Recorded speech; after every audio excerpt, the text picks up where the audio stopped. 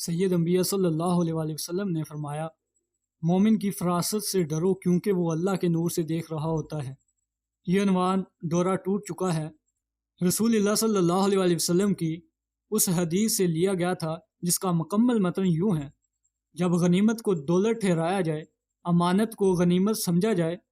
زکوٰۃ کو تاوان سمجھا جائے، غیر دین کا علم پڑھایا جائے، آدمی اپنی بیوی کی اطاعت کرے اور ماں کی نافرمانی، دوست کو نزدیک رکھے اور باپ کو دور، مساجد میں آوازیں ظاہر ہوں، فاسق و فاجر شخص قبیلے کا سردار بن جائے، قوم کا سربراہ ذلیل و کمینہ شخص ہو، آدمی کے شر سے ڈرتے ہوئے اس کی عزت کی جائے، گانے بجانے والیاں اور باجے ظاہر ہوں، شراب پی جائے، اس دور کے لوگ پچھلے والوں پر لعنت کریں، تو اس وقت انتظار کرو سرخ آندھیوں کا، زلزلوں کا، زمین میں دنس جانے کا، صورتیں بدلنے کا، پتھروں کے برسنے اور پے در پہ نشانیوں کے ظاہر ہونے کا، جیسے موتیوں کی لڑی کا ڈورا ٹوٹ جائے اور دانے پہم گرنے لگیں۔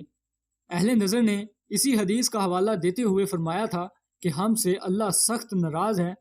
اور اس کے غصے کو ٹھنڈا کرنے کا ایک ہی طریقہ ہے کہ قوم اجتماعی استغفار کرے۔ اہل نظر کی وارننگ کے فکرے یہ تھے: ستون نیچے سے نکال لیا گیا ہے اور چھت گرنے والی ہے،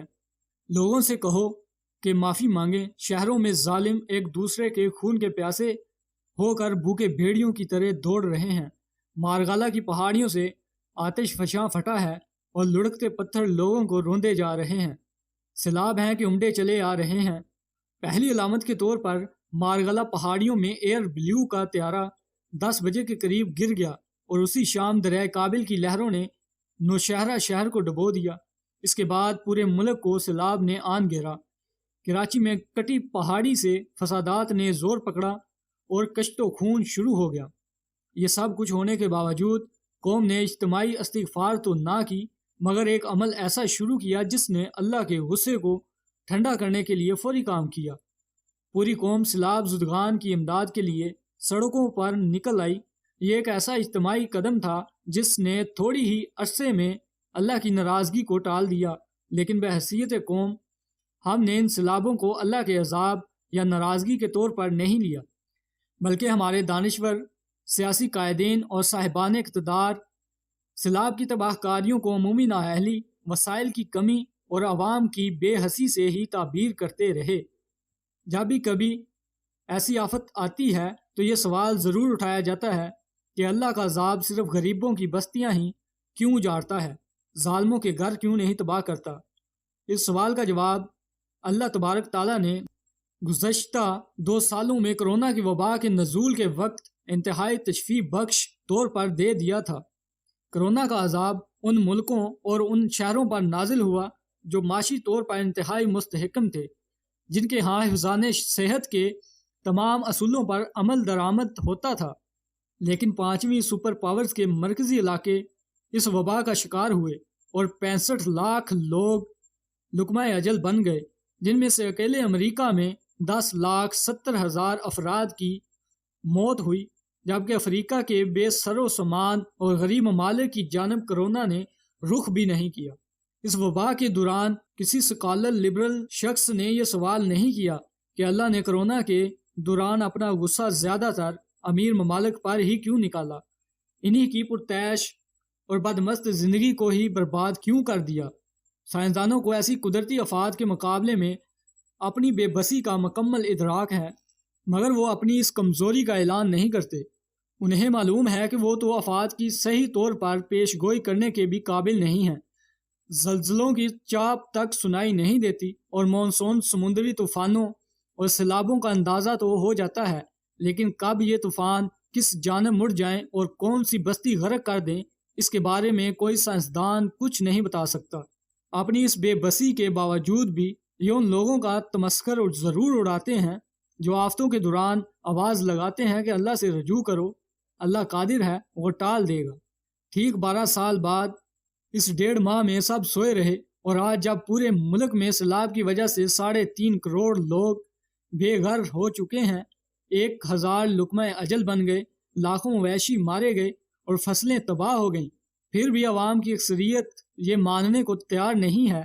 کہ یہ سب کچھ اللہ کی ناراضگی کی وجہ سے ہو رہا ہے۔ زمینی آفتوں اور اجتماعی مصیبتوں کے حوالے سے یہ تصور واضح کرنا بہت ضروری ہے کہ یہ عذاب دنیا میں انسانوں کے لیے جزا و سزا کے طور پر نازل نہیں ہوتا، بلکہ یہ ہمیں جھنجھوڑنے کے لیے نازل کیا جاتا ہے تاکہ ہم سنبھل جائیں اور آخرت کے عذاب سے بچنے کی فکر کریں۔ اللہ تعالیٰ فرماتے ہیں،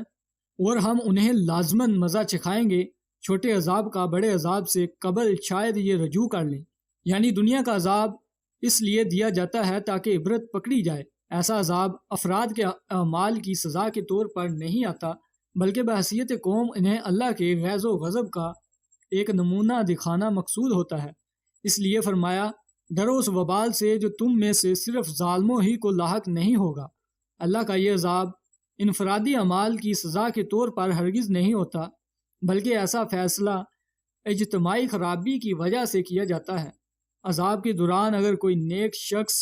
مرے گا تو وہ اپنا اجر پائے گا، اور جو بد اعمال مارا جائے گا تو وہ بھی اپنی سزا پائے گا۔ اجتماعی عذاب کے دوران اگر کوئی واقعہ اس سے محفوظ رہ گیا تو ایسے شخص کا ایک اور امتحان شروع ہو جاتا ہے۔ اگر تو اس نے بچ نکلنے پر اللہ کا شکر ادا کیا، اس کی طرف رجوع کیا، تو اس کے لیے یہ عذاب آزمائش میں بدل گیا، اور اگر وہ اکڑ گیا کہ دیکھو میرا گھر مضبوط تھا، میرے انتظامات بہت بہترین تھے، تو سمجھو وہ ان لوگوں میں ہو گیا جن کے دلوں پر اللہ نے مہر لگا دی ہے، اور آخرت کا عذاب اس کا مقدر ہو گیا۔ ایک اجتماعی رویہ جس کی وجہ سے ہر خاص عام پر عذاب آتا ہے، اس کی نشاندہی رسول اللہ صلی اللہ علیہ وآلہ وسلم نے فرما دی۔ اللہ عوام کو خاص لوگوں کے برے اعمال کے سبب عذاب نہیں دیتا جب تک وہ اپنے درمیان برائی کو کھلے عام پائیں اور اس کو روکنے پر قادر ہونے کے باوجود نہ روکیں۔ جب وہ ایسا کرنے لگیں تو اللہ ہر خاص و عام کو عذاب میں مبتلا کر دیتا ہے۔ اہل نظر کہتے ہیں کہ پاکستانی قوم میں ایک عیب اب بہت عام ہو گیا ہے کہ یہ قوم اس قدر بے حس ہو چکی ہے کہ برائی کو بالکل نہیں روکتی، بلکہ الٹا برائی کو پسند کرتی ہے اور برائی کرنے والے کی مدد کرتی ہے، ایسے لوگوں کی ہر جگہ حمایت کرتی ہے اور ایسے افراد کی نافرمانیوں کا دفاع کرتی ہے۔ ایسی قوم کو اللہ جھنجھوڑنے کے لیے یہ عذاب نازل کر رہا ہے، ورنہ وہ ان سب کو نیست و نابود بھی کر سکتا ہے۔